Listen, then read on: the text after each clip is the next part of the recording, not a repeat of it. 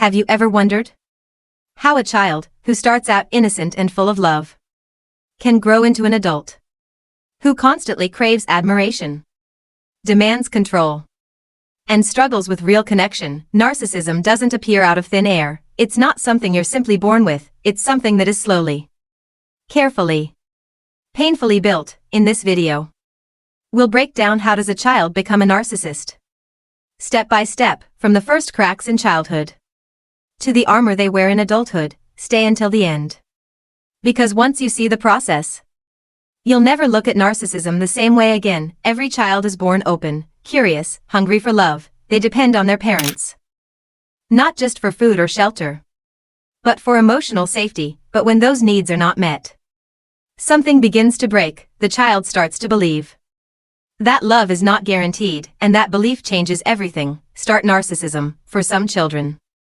love is conditional. They only feel valued when they achieve something, when they get good grades, when they perform, when they meet impossible standards. Over time, they start thinking, I'm only worthy when I succeed. If I fail, I'm nothing.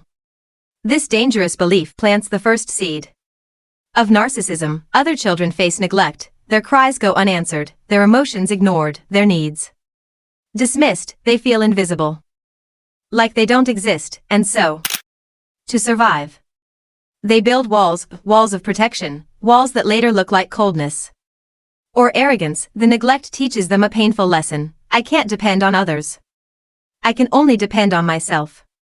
Then, there's the other extreme. Some children are showered with overpraise, told again and again that they are superior, that they are destined for greatness, that they are better than everyone else. At first glance, it sounds positive, but without balance, it prevents humility, it creates entitlement, and later, the desperate need for admiration.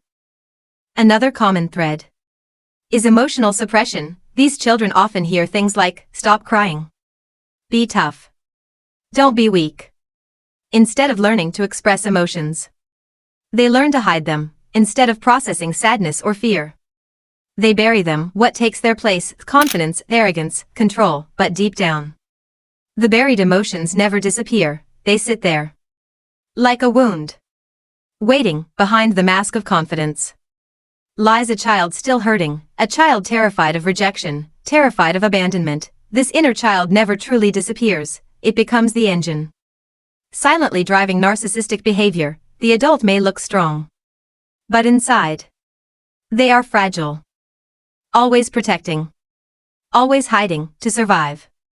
The child creates what psychologists call a false self, a mask. This is the charming, confident, larger-than-life version that the world sees, but it isn't real. It's armor that hides the vulnerable true self, and the longer they wear it, the more they forget who they really are, because their true self feels unworthy.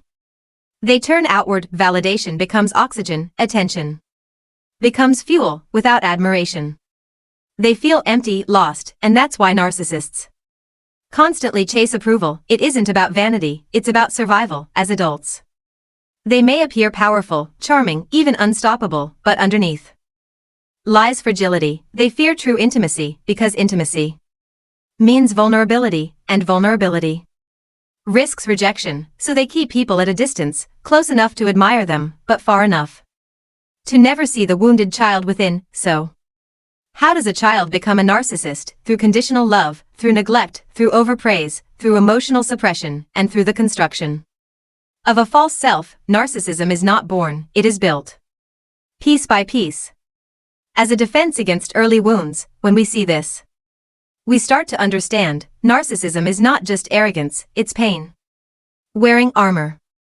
This doesn't excuse the harm narcissists cause, but it explains where it begins. If this video gave you insight, hit like, subscribe, and share it with someone who needs to hear this, and tell me in the comments, do you believe narcissism comes more from nature or from nurture? This is PsycheBites708, and I'll see you in the next one.